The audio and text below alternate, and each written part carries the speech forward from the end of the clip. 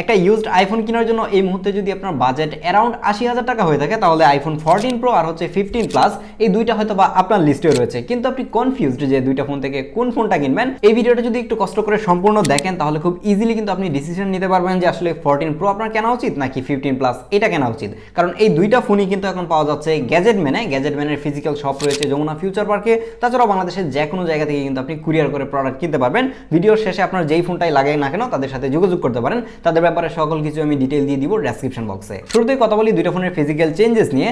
যেই চেঞ্জটা সবার চোখে পড়ে সেটা হচ্ছে যে ক্যামেরা।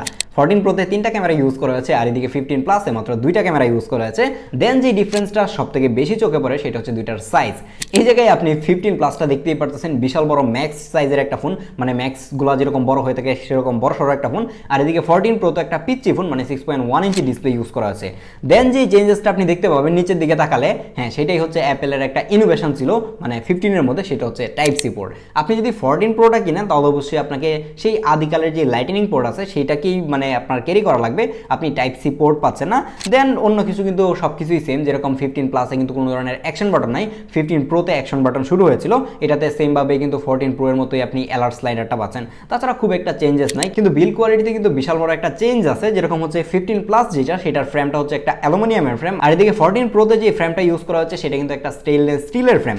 আপনার কাছে কোন ফ্রেম বেশি ভালো লাগে সেটা একটু কমেন্ট করে জানাতে পারেন। আমার কাছে তো পার্সোনালি এই 14 প্রো যেটা আছে সেটার ফ্রেমটাই বেশি ভালো লাগে। ইভেন দুইটাকে সাইড বাই সাইড হাতে নিলে দেখা যায় যে 14 প্রোটা একটু বেশি প্রিমিয়াম লাগে এবং মানে দেখতে একটু দামি দামি মনে হয় আর কি। এখন কথা বলা যাক দুইটার ডিসপ্লে নিয়ে। ডিসপ্লের মধ্যে কিন্তু বিশাল বড় একটা চেঞ্জ রয়েছে। এদিকে 14 প্রো যেটা সেটার মধ্যে আপনি 6.1 ইঞ্চির একটা super retina XDR OLED display পাচ্ছেন, আর এই ডিসপ্লেটা কিন্তু একটা 120 হার্জের ডিসপ্লে। আর এদিকে আপনি 15 প্লাসের মধ্যে 6.7 ইঞ্চির একটা super retina XDR OLED display পাচ্ছেন, এই ডিসপ্লেটা একটা 60 হার্জের ডিসপ্লে। এই জায়গায় হচ্ছে বিশাল বড় চেঞ্জ। দুইটাকে যখন আমি side by side long time ধরে ইউজ করি, মানে লং টাইম বলতে এই দুইটা ফোনকে আমি 8-10 দিন ধরে ইউজ করতেছি আমার ডেইলি ড্রাইভার হিসেবে। দুইটা আইফোনকে ডেইলি ড্রাইভার হিসেবে ইউজ করা খুবই প্যারার জিনিস, যে প্যারাটা নিয়ে এই ভিডিওটা করতেছি। কিন্তু যখন আমি 14 প্রোটা ইউজ করতেছি, এটা রেখে যখন আমি 15 প্লাসে আসতেছি তখন আমার কাছে মনে হচ্ছিল যে এটা কি একটা ডিসপ্লে, এটা বেঁধে বেঁধে চলতেছে, ল্যাগ করতেছে, মাঝে মাঝে মনে হচ্ছিল যে হ্যাং করতেছে। না, এটা কোনো অবস্থাতেই হ্যাং করে না, কিন্তু ডিসপ্লেটা এত পরিমাণের স্লো ছিল যে মানে এইটা থেকে এটাতে যখন শিফট করতেছিলাম তখন এটা খুব ভালোভাবে ফিল করতে পারতেছিলাম। এর আগে আমি 60 হার্জের অনেক আইফোন ইউজ করছি, বাট এটার মতো এত বেশি প্যারা খাই নাই। এর দুইটা রিজন হতে পারে। একটা হচ্ছে যে আমি সাইড বাই সাইড যেহেতু 14 প্রোটা ইউজ করতেছি এটা অনেক বেশি স্মুথ মনে হয়, আর এটা থেকে যখন এই 15 প্লাসে শিফট করতেছি এই কারণে হয়তো এরকম লাগতেছে। আরেকটা কারণ হচ্ছে যে এটা যেহেতু 6.7 ইঞ্চের একটা বড় ডিসপ্লে হওয়ার ফলে কিন্তু দেখা যাইতেছে 60 হার্জটা মানে খুব ভালোভাবে চোখে পড়ে। মানে এটা যদি 120 হার্জ হতো তাহলে অনেক বেশি স্মুথ লাগতো, যেই ডিফারেন্সটা হয়তো যদি আপনি সিঙ্গেলি দুইটা ফোন ইউজ করেন তখন আপনি ফিল করতে পারবেন না। তারপর যদি আপনি ডিসপ্লে চারপাশের বর্ডারের দিকে তাকান তাহলে দেখবেন যে 14 প্রোটা একটু ন্যারো বেজেল মনে হচ্ছে, আর এদিকে 15 প্লাস যেটা সেটা চারপাশের বেজেলগুলো স্লাইটলি মোটা মনে হচ্ছে, যেটা হয়তো বা মানে সাইড বাই সাইড যদি না দেখেন তাহলে খুব একটা চোখে পড়বে না। আমার হাতে যে 14 প্রোটা রয়েছে এটার উপর একটা প্রোটেক্টর ইউজ করা, যার কারণে এটা একটু মোটা লাগতেছে, কিন্তু আমি আইফোন 14 প্রো প্রোটেক্টর ছাড়াও ইউজ করে দেখেছি, সেইগুলোর বেজেলগুলো আরেকটু ন্যারো ছিল। দুইটা ডিসপ্লের কোয়ালিটি খুবই টপ নচ ছিল। আইফোনের ডিসপ্লে নিয়ে কমপ্লেন করার খুব একটা সুযোগ নাই, যেহেতু এগুলো ফ্ল্যাগশিপ ফোন, লাখ টাকার ফোন, ডিসপ্লে নিয়ে কমপ্লেন করার জায়গা নাই। বাট আপনাদের যে কমপ্লেনটা থাকে সেটা হচ্ছে ভাই ডিসপ্লে চলে যাবে কিনা। এই 14 প্রো যেটা রয়েছে সেটার কিন্তু ডিসপ্লে চলে যাওয়ার অনেক ইস্যু রয়েছে, যেরকম ডিসপ্লে গ্রিন হয়ে যায় কিংবা হোয়াইট হয়ে যায়।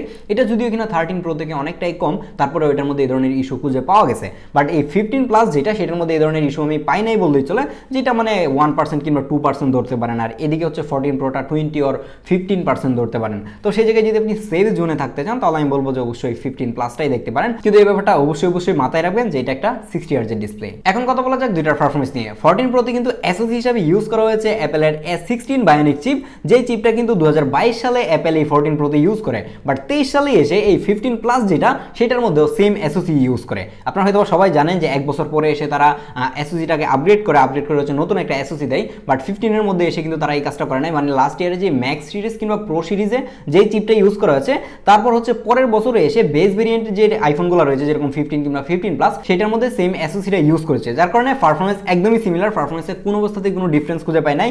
মানে দুইটা যদি আপনি সাইড বাই সাইড ইউজ করেন পারফরম্যান্স নিয়ে প্যারা খাবেন না, কিন্তু যখন দুইটা ফোন দিয়ে সাইড বাই সাইড আপনি গেমিং করবেন তখন গেমিং এ এক্সপিরিয়েন্সটা একটু বেটার ছিল হচ্ছে 15 প্লাসে, কারণ যেহেতু এটাতে একটা 6.7 ইঞ্চির বিগার ডিসপ্লে ইউজ করা আছে, আর এদিকে হচ্ছে একটা 6.1 ইঞ্চি ডিসপ্লে, একটু বড় ডিসপ্লে হলে গেমিং করতে ভালো হয়, যার কারণে যারা গেমার রয়েছেন তাদেরকে অবশ্যই আমি সাজেস্ট করবো হচ্ছে এই 15 প্লাসটা। আর বাই দ্য ওয়ে 15 প্লাসটা যেহেতু একটা বড় সড়ো ফোন, এটা কিন্তু ব্যাটারি ব্যাকআপ অনেক ভালো। এই ফোনটার মধ্যে কিন্তু ব্যাটারি হিসেবে ইউজ করা হয়েছে 4383 mAh এর একটা ব্যাটারি, আর এদিকে 14 প্রোতে ব্যাটারি হিসেবে ইউজ করা হয়েছে মাত্র 3200 mAh এর একটা ব্যাটারি, যার কারণে কিন্তু লং টাইম ব্যাটারি ব্যাকআপ পাবেন আপনি এই 15 প্লাস থেকে। লং টাইমটা আসলে কতটা লং টাইম সেটা যদি বলি তাহলে এই ফোনটা থেকে আমি স্ক্রিন অন টাইম পাচ্ছিলাম 9 ঘন্টা, যেটা আমি এখন পর্যন্ত মানে আইফোনে সব থেকে বেশি বলতে পারেন যে স্ক্রিন অন টাইম পাইছি। এর আগে আমি 15 প্রো ম্যাক্স ইউজ করছি, সেটাতেও এত লম্বা সময় ধরে ব্যাটারি ব্যাকআপ পাই নাই। আর এদিকে যদি আপনি 14 প্রোটা কিনেন তাহলে 5 থেকে 5.5 ঘন্টা ব্যাটারি ব্যাকআপ পাইতে খুব বেশি কষ্ট হয়ে যাবে, কারণ যেহেতু এটা মানে আরও 1 বছর পুরাতন ফোন, আপনি খুব বেশি ব্যাটারি হেলথওয়ালা ফোন কিন্তু আপনি মার্কেটে খুঁজে পাবেন না। যদি কেউ আপনাকে 95% কিংবা 98% ব্যাটারি হেলথ সাধে তাহলে বুঝে নেবেন যে সেটার মধ্যে একটা ঝামেলা আছে, যার কারণে ব্যাটারি ব্যাকআপ যদি আপনার অনেক বেশি ইম্পর্টেন্ট হয়ে থাকে, আপনি গেমিং করতে চান, অবশ্যই বলবো যে আপনি 15 প্লাসটাই দেখেন। এখন কথা বলা যাক মোস্ট ইম্পর্টেন্ট পার্ট, সেটা হচ্ছে হ্যাঁ আপনিও বুঝে গেছেন ক্যামেরা। এবং ক্যামেরাতে আসলেই অনেক ধরনের ক্যাচাল এই জায়গায় শুরু হয়ে যায়, এবং এটার ক্যামেরা টেস্ট করতে গিয়ে আমার মানে মাথার চুল অর্ধেক পড়ে গেছে, যদিও কিনা অনেক পড়ে যাইতেছে। যাই হোক, তো আপনারা এই জায়গায় অনেক বেশি কনফিউজড হয়ে যান যে ভাই এটা 3 ক্যামেরাওয়ালা একটা ফোন আর হচ্ছে 2 ক্যামেরা একটা ফোন। এই জায়গায় আমাদের দেশে যেই জিনিসটা হয়ে থাকে যে ম্যাক্সিমাম মানুষজনই চায় তার ফোনে 3টা ক্যামেরা থাক, দেখা যায় যে এই 15 প্লাসটাকে স্কিপ করে জাস্ট 3টা ক্যামেরার জন্য এই 14 প্রোটা নিবে।